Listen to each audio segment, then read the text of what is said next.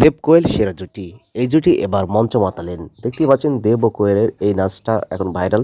অনেকেই বলছেন তারাও বুড়া হয়ে গেল, আমরা বড় হয়ে গেলাম। যাই হোক, বেশ জুটি কিন্তু। হ্যালো গাইস, আশা করছি ভালো আছেন। দেব কোয়েল জুটি কার নাই ভালো লাগে, আমার তো ভালো লাগে।